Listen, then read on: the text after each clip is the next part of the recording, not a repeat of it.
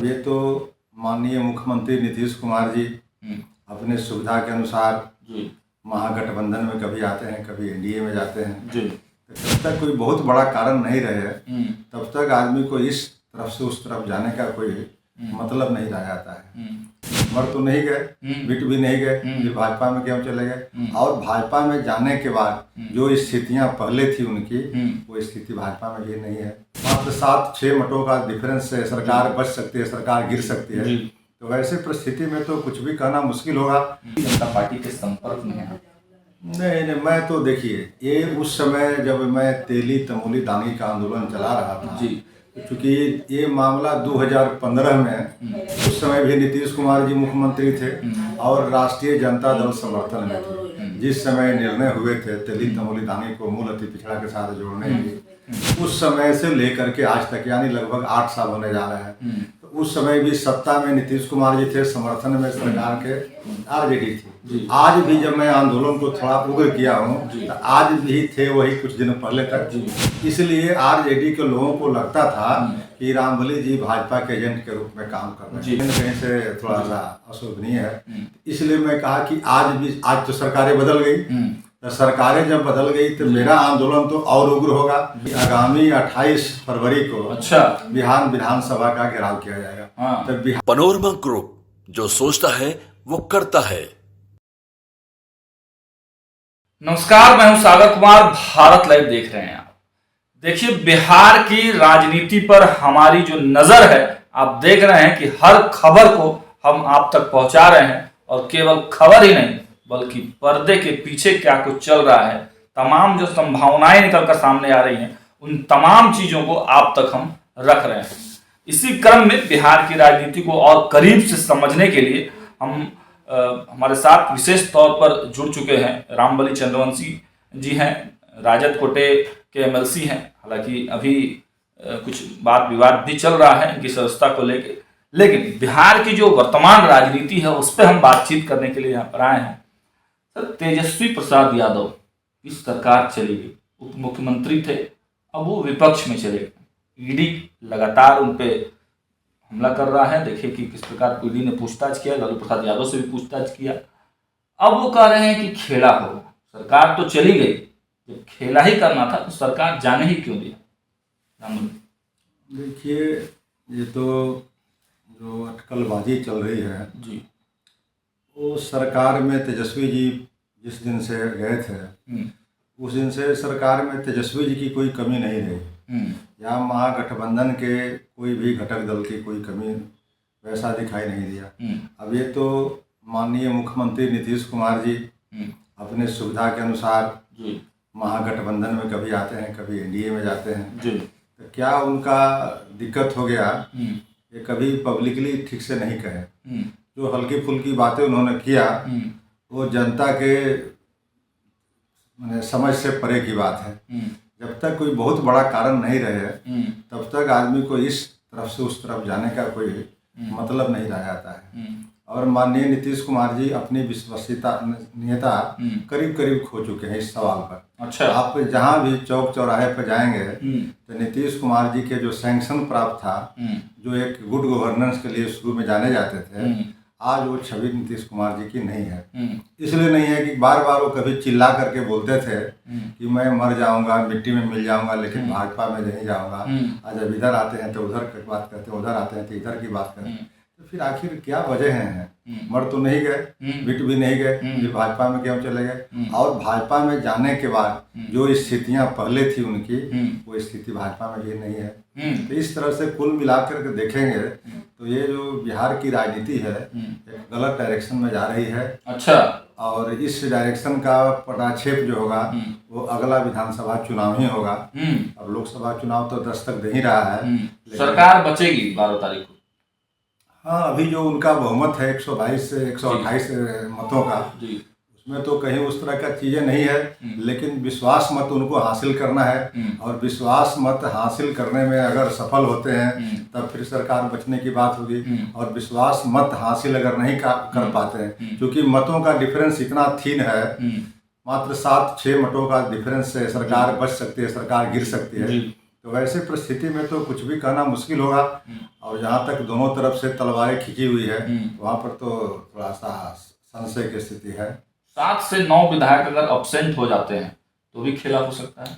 हाँ बिल्कुल, इसलिए तो मैं कह रहा हूँ कि इधर से भी उधर से भी दोनों तरफ से तलवारें खींची हुई है और कखनी कहाँ क्या हो जाए, किसकी गर्दन कट जाए इधर से कि उधर से। हाँ। नीतीश कुमार जी बहुमत सिद्ध करने में नंगे हो जाए, ये क्या कुछ नहीं माना जा रहा है कि नीतीश कुमार भी ऐसा चाहते हैं कि वो भी नहीं चाहते थे कि विधानसभा अलग लड़ा जाए और लोकसभा अलग लड़ा जाए, क्योंकि जो स्थिति है लोकसभा चुनाव के बाद नीतीश कुमार की जो स्थिति है उस पे लोग शक कर रहे हैं कि भाजपा उनको अपने साथ रखे या न रखे, इसलिए नीतीश कुमार चाहते थे कि दोनों चुनाव साथ हो जाए। तो क्या अपनी सरकार वो खुद गिराने के पक्ष में होंगे? देखिए, नीतीश कुमार जी की चाहने की सिर्फ बात नहीं बनेगी जी। नीतीश कुमार जी की अकेले पार्टी की सरकार नहीं है। और जब तक इस तरह की बातें कैबिनेट का रिकमेंडेशन नहीं होता है तब तक सरकारें नहीं गिरती है। तो कल भी वो सरकार में थे तो राजद के तरफ से थे, सपोर्ट से थे। आज भी इधर आए हैं तो भाजपा के सपोर्ट पर हैं। तो भाजपा जब तक नहीं चाहेगी, और यह तोहमत कौन पार्टी ले चुनाव कराने के लिए, इसीलिए इस पर हमको थोड़ा संशय है। लेकिन वैसी परिस्थितियां अगर बनेगी तो निश्चित रूप से नीतीश कुमार की पहली प्राथमिकता होगी असेंबली को डिसॉल्व करा करके नए मैंडेट प्राप्त करना। अच्छा रामबली जी, देखिए राजद पूरी तरह से डिफेंसिव मोड में, हालांकि छोटे मोटे हमले राजद कर रही है, तेजस्वी प्रसाद यादव कर रहे हैं, लेकिन आप ऊपर से नीचे तक प्रवक्ताओं से लेकर नेता से लेकर उनके बड़े नेताओं को देखिए पूरी तरह से डिफेंसिव मोड में, बहुत बड़े हमले नहीं कर रहे हैं। और दूसरी तरफ नीतीश कुमार बड़े हमले कर रहे हैं, सम्राट चौधरी बड़े हमले कर रहे हैं, विजय सिन्हा बड़े हमले कर रहे हैं।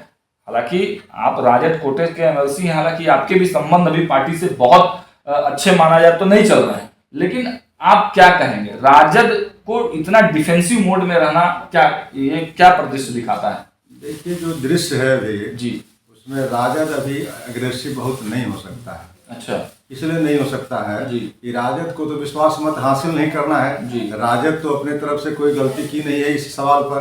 तो राजद बहुत निश्चिंत होकर के बैठा हुआ है और वह इस इंतजार में है कि नीतीश कुमार जी बहुमत सिद्ध कर पाते हैं कि नहीं। और नीतीश कुमार जी के तरफ जो भारतीय जनता पार्टी है वो नया नया मियाँ प्याज खाने वाली बात है, इसलिए ये लोग बहुत ज्यादा उतावले होकर के बयानबाजी कर रहे हैं। अच्छा, लेकिन सच्चाई ये है कि जो सत्ता में रहते हैं उनको कम बोलना चाहिए, उनको करना चाहिए। अच्छा। बोलना कम चाहिए। सम्राट चौधरी तो बोल रहे हैं कि फाइल खुलेगा, सब फाइल खुलेगा। इसीलिए तो मैं कह रहा हूँ कि ये उल्टा हो रहा है। अब ये अपोजिशन के लोगों को बोलना चाहिए तो अपोजिशन के लोग कम बोल रहे हैं और सत्ता के पक्ष पे ज्यादा बोल रहे हैं। इसका मतलब है कि स्थितियाँ समान नहीं है, और सामान्य जब स्थितियाँ नहीं होती है तो इसी तरह के असामान्य आचरण जो है दिखाई पड़ते हैं। 2 बयान आज लोकसभा में 2 बयान काफी चर्चा का विषय रहे। धन्यवाद ज्ञापन पे बोल रहे थे माननीय प्रधानमंत्री नरेंद्र मोदी जी। वो कहते हैं, विपक्ष को इंगित करके कहते हैं कि अगली बार आप लोग जिस प्रकार आप लोग का क्रियाकलाप है वैसे अगली बार आप लोग दर्शक दीघा में दिखेंगे। और खड़गे जी कहते हैं कि जिस प्रकार के बयान निकल कर सामने आ रहे हैं और जिस प्रकार की प्रक्रिया नरेंद्र मोदी और ईडी और सीबीआई की कार्रवाई चल रही है, उन्होंने सवाल खड़ा किया कि जब एनडीए की सरकार बिहार में बनानी थी तो तुरंत ही जो है नीतीश कुमार को बुला लिया जाता है, लेकिन एनडीए के इतर जब दूसरी सरकार झारखंड में बननी होती है उस वक्त जो है बहुत समय लग जाता है। तो शपथ इतनी देरी से क्यों, झारखंड में इतना देर शपथ क्यों, बल्कि बिहार में इतनी जल्दी क्यों? ये जनता है, सब कुछ जानती है, सब कुछ देखती है जी। और समय आने पर इसका जवाब मिलता है जी। इसलिए कोई भी नेता इस अहंकार में, इस मुगालते में रहे कि मैं जो कुछ कर रहा हूँ या लोगों से करवा रहा हूँ या संवैधानिक संस्थाओं का दुरुपयोग कर रहा हूँ, तो एक लिमिट तक चलेगी। लेकिन अगर वह सीमा से पार जाएंगे कोई भी पार्टी, तो जनता सब कुछ देख रही है और जनता फिर इसका निर्णय स्वतः कर देगी। यानी प्रकृति से बड़ा कोई नहीं है, प्रकृति से सबको। संसदीय मामलों के आप जानकार बताए जाते हैं, क्या इसमें कोई संसदीय पेंच भी है, कोई कानूनी पेंच भी है कि बिहार में शपथ तुरंत हो जाता है और झारखंड में इतनी देर से होता है? देखिए, बिहार में शपथ की बात यह है कि यहाँ पर गवर्नर उनके हैं जी। तो गवर्नर जब उनके हैं जी। आपने देखा होगा कि 5 तारीख से सदन चलने वाले थे जी। तो 5 तारीख को डेट बढ़ा करके 10 तारीख को किया गया। और 10 तारीख को जब गवर्नर साहब का सिग्नेचर हो रहा था तो उस समय उनको पता था कि नहीं कि हम 10 और 11 के बाहर जा रहे हैं, तो फिर उन्होंने 10 की स्वीकृति दे दी। फिर उसके बाद में अमेंडमेंट हुआ कि 12 से होगा। तो यह सब चीज़ें बता रही है कि कहीं न कहीं हड़बड़ी में और कहीं न कहीं संवैधानिक दायित्वों को निर्वहन करने में बारीकियां जो बरतनी चाहिए, जो सावधानियां बरतनी चाहिए, उन चीज़ों का पालन नहीं हो रहा है। सत्ता के शीर्ष के इशारे पर ये सब काम हो रहा है। ये सब तो दिखाई पड़ रहा है। ये सब चीज़ें जनतंत्र के लिए बहुत अच्छी बात नहीं है। चलिए एक सवाल और ले लेते हैं रामबली चंद्रवंशी जी। हालांकि आपके बयानों से ऐसा लग तो नहीं रहा है, लेकिन चर्चा यही है कि भारतीय जनता पार्टी के संपर्क में है। नहीं, मैं तो देखिए, ये उस समय जब मैं तेली तमोली दानी का आंदोलन चला रहा था जी, क्योंकि ये मामला 2015 में उस समय भी नीतीश कुमार जी मुख्यमंत्री थे और राष्ट्रीय जनता दल समर्थन में थे। जिस समय निर्णय हुए थे तेली तमोली दानी को मूल अति पिछड़ा के साथ जोड़ने के, उस समय से लेकर के आज तक यानी लगभग 8 साल होने जा रहे हैं। तो उस समय भी सत्ता में नीतीश कुमार जी थे, समर्थन में सरकार के आरजेडी थी। आज भी जब मैं आंदोलन को थोड़ा उग्र किया हूँ तो आज भी थे वही कुछ दिन पहले तक। इसलिए आरजेडी के लोगों को लगता था कि रामबली जी भाजपा के एजेंट के रूप में काम कर रहे हैं। लेकिन आज सरकार ने आपने बयान भी दिया कि राम आपके नाम में लगा हुआ है, इस वजह से आपको परेशान किया जा रहा है, आपकी सदस्यता को भी लेने का प्रयास किया जा रहा है। नहीं, वो तो मैं एक कटाक्ष किया था कि राम लगाना ये मेरा इसमें क्या कसूर है। अगर राम से ही राजनीति बनती और बिगड़ती है, जैसे लोग कह रहे हैं कि जिसके राम में टाइटल रहेगा उनको खाना फ्री मिलेगा, उनको हवाई जहाज में, तो ये सब चीजें जो है हल्की ढंग से जो ली जा रही है वो कहीं न कहीं से थोड़ा सा अशोभनीय है। इसलिए मैं कहा कि आज तो सरकारें बदल गई, तो सरकारें जब बदल गई तो मेरा आंदोलन तो और उग्र होगा।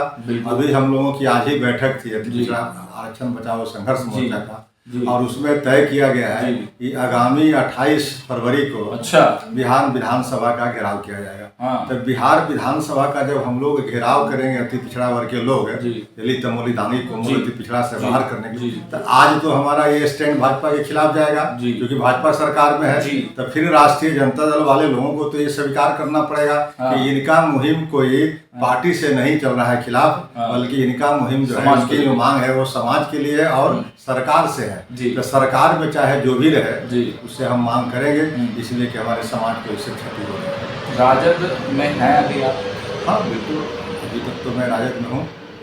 राजद से जाने का अभी सवाल मेरा नहीं था, जबकि अभी मेरा पेंडिंग है सदस्यता वाला सवाल और पता नहीं वो पेंडिंग कब तक रहता है, और पेंडिंग होने की दो ही स्थिति है। बुरा लगता है जिस पार्टी ने आपको एमएलसी बनाया, जिस पार्टी ने आपको भेजा सदन में, और उस पार्टी ने ही आपकी सदस्यता वापस लेने के लिए जो तमाम तरह के कानूनी प्रक्रिया है उसका हाँ, इस बात को कह सकते हैं कि जिस पार्टी ने मुझे अगर बिहार विधान परिषद का सदस्य बनाया था, उस पार्टी के मुखिया अगर मुझे खुद बुला के कह देते कि रामबली जी तुम्हारा स्टैंड गलत है, तुम इस्तीफा दे दो, तो मैं इस्तीफा दे देता। बड़ी बात आप सुन रहे हैं भारत लाइव कैमरे पे, मैं इस्तीफा दे देता। लेकिन वो सवाल है, कभी लालू जी ने ऐसा नहीं कहा और मैं तो समझ रहा था कि मैं सामाजिक मुद्दों पर अपना जो मौलिक अधिकार है उसका मैं प्रयोग कर रहा हूँ, उससे सदस्यता का और राजनीति का कहीं लेना देना नहीं है। और अगर राजनीति और सदस्यता का लेना देना होता तो मैं फिर स्वेच्छा से दल को परित्याग कर देता। लेकिन दल का परित्याग न मैं अभी तक किया हूँ और न आगे करने की। हाँ, इसलिए कि राष्ट्रीय जनता दल में मैं बहुत दिनों से हूँ और मेरे पिताजी भी रहे हैं जनता दल में, इसलिए राष्ट्रीय जनता दल के प्रति तो हमारी कहीं न कहीं है। ये तेजस्वी जी का नेतृत्व जो है थोड़ा सा वो हम लोगों को समझने में कहीं न कहीं दिक्कत हो रही है, या उनको समझने में हमको दिक्कत हो रही है, इसके वजह से इस तरह की विसंगतियाँ आ रही है। चलिए तो देखिए, रामबली चंद्रवंशी ने एक बड़ा खुलासा कर दिया है। इन्होंने साफ कहा कि कानूनी प्रक्रिया और ये जो इन पर दोषारोपण किया जा रहा है सदस्यता लेने के लिए, लालू जी अगर बुलाकर सीधे बोल देते कि इस्तीफा दे दीजिए तो आराम से इस्तीफा दे देते और भारतीय जनता पार्टी में जाने का तो सवाल ही पैदा नहीं होता। ये समाज की लड़ाई लेकर निकले हैं और समाज यानी अति पिछड़ा समाज के हक और हुकूक के लिए फिर से 28 तारीख को जो है बिहार विधानसभा का घेराव करने के लिए जा रहे हैं। लेकिन तब तक सदस्य रहते हैं या नहीं रहते हैं तो एक कानूनी प्रक्रिया है। लेकिन रामबली चंद्रवंशी को आपने देखा है लगातार कई कार्यक्रमों के माध्यम से, कई बड़े जो है आंदोलन के माध्यम से अपने समाज में एक अलग पहचान तो बनाई है, लेकिन राष्ट्रीय जनता दल और उनके जो नेतृत्वकर्ता वर्तमान में तेजस्वी प्रसाद यादव हैं, उनके साथ अंडरस्टैंडिंग जो है वो इनकी नहीं हो पाई। हालांकि लालू प्रसाद यादव से काफी अच्छे रिश्ते इनके माने जाते हैं, लेकिन आने वाले समय में अब इनकी राजनीति किस तरफ पलटेगी यह तो समय ही बताएगा। फिलहाल इस खबर में इतना ही। देखते रहिए भारत लाइव। बहुत बहुत धन्यवाद। पनोरमा ग्रुप, जो सोचता है वो करता है। अगर ये वीडियो पसंद आई और वह बिहार के राजनीति और बिहारियत से सरोकार रखेनी तो सब्सक्राइब बटन दबा के चैनल के सब्सक्राइब कर ली। ओजे एगो घंटी बा, ओकरा बटन दबा देला से कुल सटीक और मारक खबर रुआ मुफ्त में मिल जाई। अगर रुआ पत्रकारिता के हमनी के नया प्रयोग में सहयोग कर चाहतानी तो ज्वाइन बटन दबा दी। पेटीएम नंबर नोट कर ली 9386816700। धन्यवाद।